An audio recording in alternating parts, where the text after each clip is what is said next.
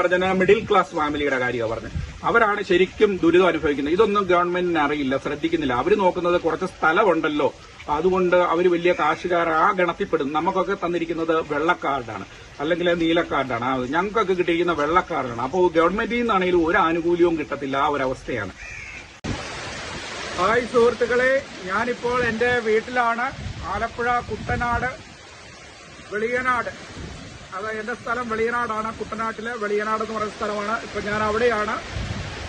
ഞങ്ങളുടെ നാട്ടിൽ വെള്ളപ്പൊക്കമാണ്, നല്ല വെള്ളപ്പൊക്കമാണ്. എന്റെ വീടിന്റെ മുറ്റത്തും പറമ്പിലും എല്ലാം നിറച്ചും വെള്ളമായി. മുട്ടിന് മുകളില് ഏതാണ്ട് അരയറ്റം ഭാഗം വെള്ളമായി. പറമ്പിലൊക്കെ അരയറ്റം ഭാഗം വെള്ളമായി, മുറ്റത്തൊക്കെ മുട്ടറ്റവും വെള്ളമായി. ആ ഒരു പരുവത്തിലാണ് ഇപ്പോൾ ഉള്ളത്. കുട്ടനാട്ടുകാർക്ക് ഇതാണ് വെള്ളപ്പൊക്കം. ജൂൺ, ജൂലൈ, ആഗസ്റ്റ് മാസങ്ങളിൽ വളരെ കഷ്ടതയാണ്. ആ 3 മാസം വെള്ളപ്പൊക്കമാണ്. അത് ഒരു പ്രാവശ്യം മാത്രമല്ല വെള്ളം കയറുക, ചിലപ്പോൾ 2, 3, 4 പ്രാവശ്യമൊക്കെ വെള്ളം കയറും. അപ്പോൾ അത് വലിയ ബുദ്ധിമുട്ടാണ്. കാരണം വീട്ടിലെ ഉപകരണങ്ങളെല്ലാം കേടുവരും. ഫ്രിഡ്ജ്, അതുപോലെ മിക്സി, അങ്ങനെയൊക്കെയുള്ള എല്ലാ സാധനങ്ങളും. കാരണം ക്രമാതീതമായി വെള്ളം വന്നു കഴിഞ്ഞാൽ ഇതൊക്കെ എവിടോട്ട് കയറ്റി വെക്കാനാണ്. അപ്പോൾ അങ്ങനെ വരുമ്പം സാധനങ്ങളൊക്കെ നശിക്കുന്ന ഒരവസ്ഥയൊക്കെ ഉണ്ട്. പിന്നെ വെള്ളം കഴിയുമ്പം വീണ്ടും എന്തെങ്കിലുമൊക്കെ പോകുന്ന സാധനങ്ങൾ, ഇലക്ട്രോണിക് സാധനം, ഇലക്ട്രിക് സാധനമൊക്കെ വീണ്ടും വാങ്ങേണ്ടി വരും. അതൊക്കെയാണ് ഇവിടുത്തെ ഒരു അവസ്ഥ. ഇപ്പോൾ വീടിന്റെ മുറ്റത്ത് വെള്ളം കയറിയിട്ട് 4 ദിവസമായി. അത് ഒരാഴ്ച വരെ, ചിലപ്പോൾ 2 ആഴ്ച വരെയൊക്കെ നിൽക്കും ചിലപ്പോൾ, ചില അവസരങ്ങളിലൊക്കെ. കുട്ടനാടിന്റെ ഒരു പ്രത്യേകത എന്താണെന്ന് വെച്ചാൽ വെള്ളപ്പൊക്കം വന്നു കഴിയുമ്പോഴത്തേന് ഇവിടെ കൃഷിയെല്ലാം നശിക്കും. വാഴ, തെങ്ങ്, കമുങ്ങ്, അങ്ങനെയുള്ള എല്ലാ സാധനവും. പിന്നെ നെൽകൃഷി ഉണ്ട്, അതെല്ലാം പോകും. അങ്ങനത്തെ ഒരു അവസ്ഥയാണ്. അപ്പോൾ പച്ചക്കറികളൊക്കെ, ഞാൻ കുറേ പച്ചക്കറികളൊക്കെ ഇട്ട എല്ലാം നശിച്ചു. കാരണം എന്താ വെച്ചാൽ ഇഞ്ചിയൊക്കെ ഇട്ടതെല്ലാം പോയി. അതുപോലെ പയറ്, വെണ്ട, പാവല്, അങ്ങനെയുള്ളതൊക്കെ പോയി. വാഴ പോയി.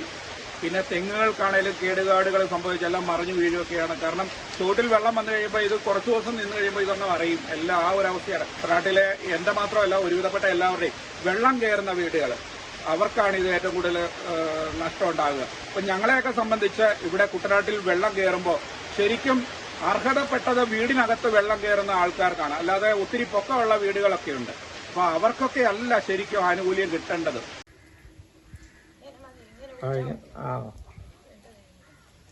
വെള്ളത്തിലൂടെയുള്ള വരവ് എന്താ കഷ്ടം. ഒന്ന് പല്ല് തേച്ച് മുഖം കഴുകണമെങ്കിലും പുറത്തു പോകേണ്ടതാ. വീട്ടിനകത്ത് വെള്ളം കയറിയപ്പോ പിന്നെ എന്താ ചെയ്യുക? വെള്ളപ്പൊക്കം ആകെ കുഴപ്പമുണ്ടാക്കിയില്ലേ? പല്ല് തേക്കണേലൊക്കെ പുറത്തു പോകണ്ടേ? വീഴണ്ട ഇങ്ങനെ നടക്കുന്നത്. ഇനി ഞാൻ പിടിക്കാം. ഈ നടയുടെ ഇവിടോട്ട് പോര്, ഞാൻ പിടിച്ചോളാം.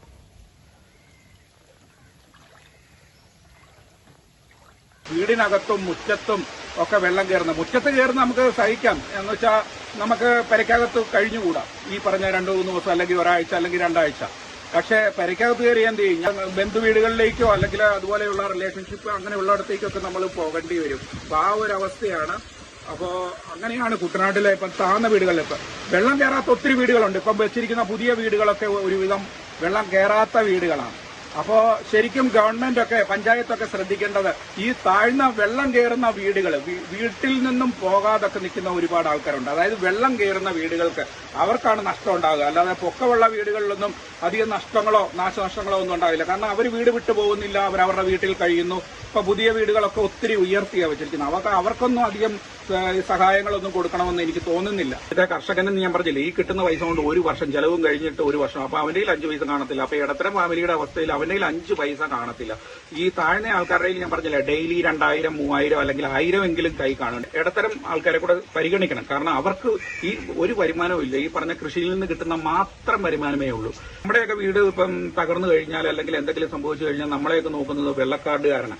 അവനൊന്നും ഒരു ആനുകൂല്യവും കിട്ടില്ല.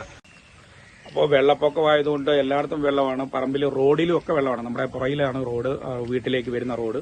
ആ റോഡിലും എല്ലാം വെള്ളമാണ്. അതുകൊണ്ട് ഞാൻ പുറത്തേക്കൊന്നും പോകുന്നില്ല. കാരണം എന്താ വെച്ചാൽ നമ്മുടെ ഇവിടുന്ന് അങ്ങോട്ടൊക്കെ എല്ലായിടത്തും ഒരുവിധം വെള്ളമായി. അപ്പോൾ ആ വെള്ളമാകുമ്പോഴത്തേക്ക് വലിയ പാടാണ്. ഇപ്പോൾ ഇനിയിപ്പം വെള്ളം കൂടുകയാണ്. കാരണം ജൂൺ തുടങ്ങിയിട്ടില്ല. ഇതിപ്പം മെയ് അവസാനമായി. ഇപ്രാവശ്യം നേരത്തെ കാലവർഷം എത്തി. അപ്പോൾ ജൂൺ, ജൂലൈയിൽ ഇനിയും കിടക്കുന്നു. ആഗസ്റ്റ് 3 മാസം കൂടെ വേറെ. അപ്പോൾ ആ ഒരു ദുരിതം എന്താണെന്ന് നിങ്ങൾക്ക് അറിയാമല്ലോ. അപ്പോൾ അതാണ് വലിയ അവസ്ഥ. ഇപ്പോൾ ഞങ്ങളെയൊക്കെ സംബന്ധിച്ചെന്ന് പറഞ്ഞാൽ ഇപ്പോൾ വെള്ളപ്പൊക്കം വന്നു, നമ്മളൊക്കെ വീട്ടിൽ തന്നെ ഒതുങ്ങിക്കൂടി അല്ലെങ്കിൽ ബന്ധുവീടുകളിലേക്ക് പോകുന്ന ക്യാമ്പിലൊന്നും ഞങ്ങളെ സംബന്ധിച്ച് നമുക്കൊന്നും പോകാൻ പറ്റാത്തൊരവസ്ഥയാണ്. ഞാൻ പറഞ്ഞില്ലേ, മിഡിൽ ക്ലാസ് ഫാമിലി എന്നുള്ള രീതിയിൽ നമുക്കൊന്നും അങ്ങനത്തെ ഒന്നും ക്യാമ്പിലൊന്നും പോയി നിൽക്കാൻ പറ്റാത്തൊരവസ്ഥയൊക്കെയാണ്. അപ്പോൾ അങ്ങനെ വരുമ്പോഴത്തേനും നമുക്ക് ഈ പറഞ്ഞ ഓരോ ആനുകൂല്യങ്ങളും കാര്യങ്ങളും ഒന്നും കിട്ടില്ല. ഇതൊക്കെ ഞാൻ പറഞ്ഞ എന്തെങ്കിലും സഹായങ്ങളുണ്ടെങ്കിൽ യഥാർത്ഥത്തിൽ ഓരോ വീടുകളിലേക്കും ആ സഹായങ്ങളൊക്കെ എത്തിക്കുകയാണെങ്കിൽ അത് ശരിക്കും അർഹതപ്പെട്ടവരുടെ കൈകളിലെത്തും. അല്ലെങ്കിൽ ഈ പറഞ്ഞ കണക്ക് കയ്യൂക്കുള്ളവൻ കാര്യക്കാരൻ, ബാക്കി വരുന്ന അരി, തേങ്ങ, മാങ്ങ ഇതൊക്കെ ഈ നേതൃത്വം വഹിക്കുന്നവർക്കൊക്കെ കിട്ടും. അല്ലാത്ത ഇപ്പം ആരൊക്കെ ക്യാമ്പിൽ വരാത്തതുകൊണ്ട് അവർക്കൊന്നും കൊടുക്കുകയില്ല, മിച്ചം വന്നാലും കൊടുക്കുകയില്ല. ആ ഒരു അവസ്ഥയാണ് പലപ്പോഴും സംഭവിക്കുന്നത്. അങ്ങനെയാണ്. അപ്പോൾ അതൊന്ന് അധികാരികൾക്കൊന്ന് ശ്രദ്ധിക്കുക. കാരണം എന്താ വെച്ചാൽ ഓരോരുത്തരുടെയും വീടുകളിലേക്ക് ആ സഹായങ്ങളൊക്കെ എത്തിക്കുകയാണെങ്കിൽ അത് കുട്ടനാട്ടിലെ ഓരോരുത്തരുടെയും കൈകളിലെത്തും. അല്ലെങ്കിൽ ഈ പറഞ്ഞ കണക്ക് കയ്യൂക്കുള്ളവൻ കാര്യക്കാരൻ അവർ കൂടുതൽ കൈക്കലാക്കും. ഈ പറഞ്ഞ കണക്ക് ക്യാമ്പൊക്കെ നല്ല കാര്യങ്ങൾ ക്യാമ്പൊക്കെ നടത്തിക്കോട്ടെ, പക്ഷേ അർഹതപ്പെട്ടവർക്ക് കൂടെ കൊടുക്കുക എല്ലാവർക്കും. കാരണം ഈ ക്യാമ്പിലൊക്കെ പോകുന്ന പലരുടെയും വീടൊക്കെ പൊങ്ങിയതൊക്കെ ഉള്ളവരും ഉണ്ട്. അപ്പോൾ അവർക്ക് ഈ ആനുകൂല്യങ്ങളും കാര്യങ്ങളും ഒക്കെ കിട്ടും. ഞാൻ പറഞ്ഞതെന്ന് വെച്ചാൽ പഞ്ചായത്ത് പ്രസിഡന്റും അതുപോലെ മെമ്പർമാരും ഒക്കെ ശ്രദ്ധിക്കുക. വീടുകളിലൊക്കെ വെള്ളം കയറിയ ആൾക്കാരൊക്കെ ഉണ്ട്, അതൊക്കെ അങ്ങനെയുള്ളവരെ നോക്കി വെക്കുക. പറമ്പിലും അതുപോലെ പച്ചക്കറി നശിച്ച ആർക്കൊക്കെ, അതുപോലെ പറമ്പിൽ വെള്ളം കയറിയത്, വീട്ടിൽ വെള്ളം കയറിയത്, അതാണ് മെയിനായിട്ട് നോക്കുന്നത്. നമ്മളെയൊക്കെ സംബന്ധിച്ചെന്ന് പറഞ്ഞാൽ നമുക്ക് ഇവിടെ താമസിക്കാൻ പറ്റാത്ത അവസ്ഥ, നമ്മൾ വേറൊരു സ്ഥലത്തേക്ക് പോകും. പക്ഷേ ഒത്തിരി ഉയർന്ന വീടുകളൊക്കെ ഉണ്ട്. അപ്പോൾ അവർക്കൊക്കെ ഈ പറഞ്ഞ ആനുകൂല്യം കൊടുക്കേണ്ട കാര്യങ്ങളൊന്നുമില്ല. കാരണം എന്ന് വെച്ചാൽ അവരെ സംബന്ധിച്ച് അവരൊക്കെ അവരെങ്ങും പോകുന്നില്ല, കാരണം അവരുടെ പെരയ്ക്കുള്ളിൽ വെള്ളം കയറുന്നില്ല. അപ്പോൾ അർഹതപ്പെട്ടവരുടെ കൈകളിലേക്ക് എത്തിക്കുക, അതാണ് മെയിനായിട്ടും നോക്കേണ്ടത്. അപ്പോൾ ആ ഒരു അവസ്ഥ ഗവൺമെന്റ് ഒന്ന് ശ്രദ്ധിക്കുക, പ്രതിപക്ഷവും ഒക്കെ ഒന്ന് ശ്രദ്ധിക്കുക. എല്ലാവരോടുമായിട്ടാണ് പറയുന്നത്. കാരണം കുട്ടനാട്ടുകാരുടെ പ്രതിസന്ധി എന്താണെന്നൊക്കെ മനസ്സിലാക്കിക്കൊണ്ട് വേദാവീതി വേണ്ട സഹായങ്ങളൊക്കെ ചെയ്തു കൊടുക്കുക. പ്രത്യേകിച്ച് നിങ്ങൾ ഒന്നും മറക്കാതിരിക്കുക. കാരണം ഇടത്തരം ഫാമിലിയുടെ അവസ്ഥ ഞാൻ പറഞ്ഞല്ലോ, അവരെ കൂടി ഒന്ന് പരിഗണിക്കുക. കാരണം അവർക്കാണ് ഒരു പണിക്കും പോകാൻ പറ്റത്തില്ല. ഇപ്പം നമ്മളെയൊക്കെ സംബന്ധിച്ചെന്ന് പറഞ്ഞാൽ വെള്ളം പൊങ്ങി അല്ലെങ്കിൽ വേറൊരു പണിക്കൊന്നും നമുക്ക് പോകാൻ പറ്റത്തില്ല. അപ്പോൾ കൂലി വേലയ്ക്ക് പോകാൻ പറ്റുമോ, അല്ലെങ്കിൽ വേറെ എന്തെങ്കിലും ഒരു പണിക്ക് പോകാൻ പറ്റുമോ, ഒന്നും പറ്റില്ല. അപ്പോൾ നമുക്കൊക്കെയാണ് സാമ്പത്തിക ബുദ്ധിമുട്ടുകളും പ്രയാസങ്ങളൊക്കെ. പിന്നെ ഗവൺമെന്റ് ജോലിയുള്ളവർക്കൊക്കെ എന്തിനാ പിന്നെ കൂടുതൽ സഹായങ്ങളൊക്കെ, അവർക്കൊക്കെ എന്ന് പറഞ്ഞാൽ അങ്ങനെയുള്ളതും കൂടെ നോക്കുക. അപ്പോൾ അതിനേക്കാളും കൂടുതൽ പ്രാമുഖ്യം കൊടുക്കുന്നതിലും നമുക്ക് പ്രശ്നമൊന്നുമില്ല. പക്ഷെ അതിനേക്കാളും കൂടുതൽ പ്രാധാന്യം കൊടുക്കേണ്ടത് ജോലിയൊന്നും ഇല്ലാതെ നിൽക്കുന്ന ആൾക്കാർക്ക്, അതുപോലെ ഈ പറഞ്ഞ ഇതുപോലെയുള്ള ബുദ്ധിമുട്ട് അനുഭവിക്കുന്നു അവരുടെ കൈകളിലൊക്കെ എത്തിക്കാൻ ശ്രദ്ധിക്കുമെന്ന് വിചാരിക്കുന്നു. കണ്ടോ, രാത്രി ഇപ്പൊ ഏതാണ്ട് ഒരു 10 മണിയായി. രാത്രി 10 മണി കഴിഞ്ഞു. ഈ 10 മണി കഴിഞ്ഞ സമയത്ത് നല്ല വെള്ളം, പെരയ്ക്കകത്തൊക്കെ വെള്ളം കയറി. രാവിലെ പെരയ്ക്കകത്തൊന്നും കയറിയില്ലായിരുന്നു, വീടിനകത്തൊന്നും കയറിയില്ലായിരുന്നു. ഇപ്പം കണ്ടോ, സാധനങ്ങളൊക്കെ ഞങ്ങൾ പെറുക്കി മേശയുടെ പുറത്തും അതുപോലൊക്കെ പൊക്കി വെച്ചു. അത്യാവശ്യം ഇതെല്ലാം വെള്ളമാണ്. കണ്ടോ, ഇതെല്ലാം വെള്ളമായി, പെരയ്ക്കകത്തൊക്കെ വെള്ളമായി, ടൈൽസിലൊക്കെ വെള്ളമായി, ടൈൽസൊക്കെ നിറഞ്ഞ് ഇതെല്ലാം വെള്ളം, പെരയ്ക്കകത്തൊക്കെ വെള്ളം കയറി തുടങ്ങി. ഇപ്പം നല്ല വെള്ളമായി. ഇത് കണ്ടില്ലേ, പെരയ്ക്കകമൊക്കെ നല്ല വെള്ളത്തിലായി. ഇപ്പോ അത്യാവശ്യം സാധനങ്ങളൊക്കെ എടുത്ത് ഗ്യാസും അങ്ങനെയുള്ളതൊക്കെ ഇപ്പം ഒതുക്കി വെച്ചു. ഗ്യാസ് പിന്നെ നിലത്തിരിക്കുന്നതുകൊണ്ട് കുഴപ്പമില്ല. മറ്റ് സാധനങ്ങളൊക്കെ എടുത്ത് മുകളിലോട്ടൊക്കെ വെച്ചു. മേശയുടെ പുറത്തും അതുപോലെ കട്ടിലിന്റെ പുറത്തും ഒക്കെ ആയിട്ട് എടുത്തു വെച്ചേക്കാണ്. ഇപ്പം വീട്ടിന്റെ അകത്ത് മുറികളിലൊക്കെ, റൂമുകളിലൊക്കെ വെള്ളമായി. അതുപോലെ വർക്ക് ഏരിയ എല്ലായിടത്തും വെള്ളമായി. ഇപ്പൊ അങ്ങനെ ആകെ ഒരു വല്ലാത്തൊരവസ്ഥയിലാണ്.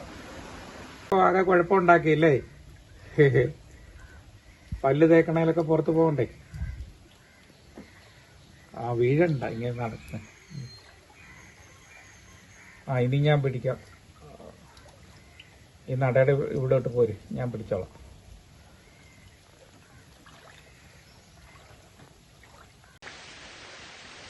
ഞങ്ങളിപ്പോ വീടിന്റെ മുന്നിലാണ്. മുറ്റത്തും വീടിനകത്തും ഒക്കെ വെള്ളം കയറി. അപ്പോൾ ആകെ ഒരു ബുദ്ധിമുട്ടിലാണ്. കാരണം ഒന്നാമത്തെ ഒരവസ്ഥ, ഇവർക്ക് 82 വയസ്സൊക്കെയായി, പ്രായമായവരാണ്. അപ്പോൾ ആ ഒരു ബുദ്ധിമുട്ടുണ്ട്. കാരണം വെള്ളത്തിലൊക്കെ നിൽക്കുമ്പോൾ അതിൻ്റെതായ ബുദ്ധിമുട്ട്, തണുപ്പ്, പ്രയാസങ്ങൾ, അങ്ങനെയുള്ള ബുദ്ധിമുട്ടും കാര്യങ്ങളൊക്കെ ഉണ്ട്.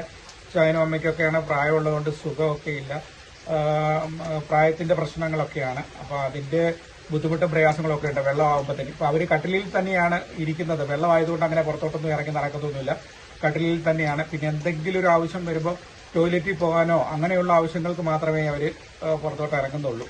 അപ്പോൾ അല്ലാത്തപ്പോൾ എല്ലാം കട്ടിലിൽ തന്നെ ഇരിക്കുകയാണ്. കട്ടിലിപ്പോൾ നമ്മൾ ഈ ഇഷ്ടികയൊക്കെ വെച്ച് പൊക്കി ഉയർത്തി വെച്ചിരിക്കുകയാണ്. ഇപ്പോൾ കുട്ടനാട്ടിലൊക്കെ മിക്ക വീടുകളിലും ഇപ്പോൾ ആ അവസ്ഥയാണ്. അലമാരിയൊക്കെ ആണെങ്കിലും കഴിവതും ഉയർത്തി വെക്കും. പക്ഷേ ഒരു പരിധി വെള്ളം കൂടിക്കഴിഞ്ഞാൽ ഇതെല്ലാം നനഞ്ഞു പോകുന്ന ഒരവസ്ഥയാണ്. കാരണം എന്താ വെച്ചാൽ എത്ര ഉയർത്തിയാലും കട്ടയൊക്കെ ഇട്ട് ഉയർത്തിയാലും 2018 വെള്ളം 19 വെള്ളമൊക്കെ എത്ര ഉയർത്തി വെച്ചിട്ടും അങ്ങനെയുള്ള സാമഗ്രികളൊക്കെ വെള്ളം കയറി. അതായത് ഫ്രിഡ്ജ്, അതുപോലെ ഇതുപോലെ അലമാരിയൊക്കെ ഉയർത്തി വെച്ചിട്ട് അതിന് മുകളിൽ വെള്ളമൊക്കെ കയറി. അപ്പം നമ്മളൊക്കെ ഉയർത്തി വെച്ചിട്ട് നമ്മൾ വേറൊരു സ്ഥലത്തേക്കൊക്കെ അന്ന് പോയിരുന്നു, ബന്ധുവീടുകളിലേക്കൊക്കെ. അപ്പം അന്ന് ഈ പറഞ്ഞ തിരിച്ചു വന്നപ്പോൾ ഇതിനകത്തൊക്കെ വെള്ളം കയറി ആകെ എല്ലാം നശിച്ചു പോയി. പിന്നെ ഞങ്ങളൊക്കെ ഫ്രിഡ്ജ് പുതിയതാണ് പിന്നെ മേടിച്ചത്. കാരണം എന്താ വെച്ചാൽ അത് പിന്നെ ഉപയോഗിക്കാൻ പറ്റാതെ വന്ന് കേടുവന്നു, അങ്ങനെയൊക്കെയായിരുന്നു. അപ്പോൾ ഇപ്പം അമ്മച്ചിക്കും അച്ചാച്ചിക്കും ഒക്കെ പ്രായമാണ്. അപ്പം അമ്മ ഇപ്പം എന്താ ചെയ്യുക? ഇപ്പം വെള്ളം വരികയാണ്, ഇപ്പം എന്താ ചെയ്യുന്നത്? അമ്മയൊക്കെ പറയുന്നത് പുറത്തോട്ട് ഇറങ്ങാൻ മേല. അമ്മ പറയുന്ന ആശുപത്രിയിലൊക്കെ പോകണമെങ്കിൽ വീടിന്റെ ഇപ്പം ബസ്സോട്ടോ ഒക്കെ നമ്മുടെ വീടിന്റെ മുറ്റത്തോട്ടുള്ള റോഡിലൊക്കെ വെള്ളം കയറി. ഇപ്പം റോഡിൽ നിന്ന് ഇങ്ങോട്ടൊന്നും വണ്ടി വരത്തില്ല. അപ്പോൾ ഒരു ഓട്ടോ ആട്ടെ അല്ലെങ്കിൽ ഒരു കാറാട്ടെ അല്ലെങ്കിൽ അങ്ങനെയുള്ള എന്തെങ്കിലും ഒന്ന് വിളിച്ചു കഴിഞ്ഞാൽ വരാൻ പറ്റത്തില്ല, കാരണം അത്രയ്ക്ക് വെള്ളം കയറി. അപ്പോൾ അവർ പറയുന്നത് അതാണ്, ആശുപത്രിയിലൊന്ന് പോകണമെങ്കിൽ അതിനുള്ള അവസരമില്ല. പിന്നെ എങ്ങോട്ടേലും ഒന്ന് അത്യാവശ്യത്തിന് എന്തെങ്കിലും സംഭവിച്ചു കഴിഞ്ഞാൽ പോകണമെങ്കിൽ ഒരു നിവൃത്തിയില്ല എന്നൊക്കെ ആ ഒരു വേവലാതിയും പ്രയാസങ്ങളും ഒക്കെ ഉണ്ട്. പിന്നെ ഇതാണ് പ്രായമുള്ള ആൾക്കാരുടെ അവസ്ഥയാണ് വലിയ ബുദ്ധിമുട്ടും പ്രയാസമൊക്കെ ഉണ്ടാക്കുന്നത്. കാരണം ഈ പറഞ്ഞ ആശുപത്രി, പെട്ടെന്ന് ഒരു ആശുപത്രി കേസൊക്കെ വന്നു കഴിഞ്ഞാൽ പോകാൻ പറ്റാത്തൊരവസ്ഥ. പിന്നെ ഇവിടെയുള്ള ആശുപത്രിയിലൊക്കെ, ഗവൺമെന്റ് ആശുപത്രിയിലും അതുപോലെയുള്ള ആശുപത്രിയിലൊക്കെ വെള്ളം കയറി കിടക്കുകയാണ്. കാരണം ഈ വെള്ളപ്പൊക്കത്തിന് അവിടെ എല്ലാം വെള്ളമാണ്. അപ്പോൾ ആ ഒരു ബുദ്ധിമുട്ടും പ്രയാസങ്ങളും ഒക്കെ ഉണ്ട്. അതാണ് ഇവിടെ ഏറ്റവും വലിയ ബുദ്ധിമുട്ട്. അപ്പോൾ ഇവിടുത്തെ പ്രശ്നം അതാണ്.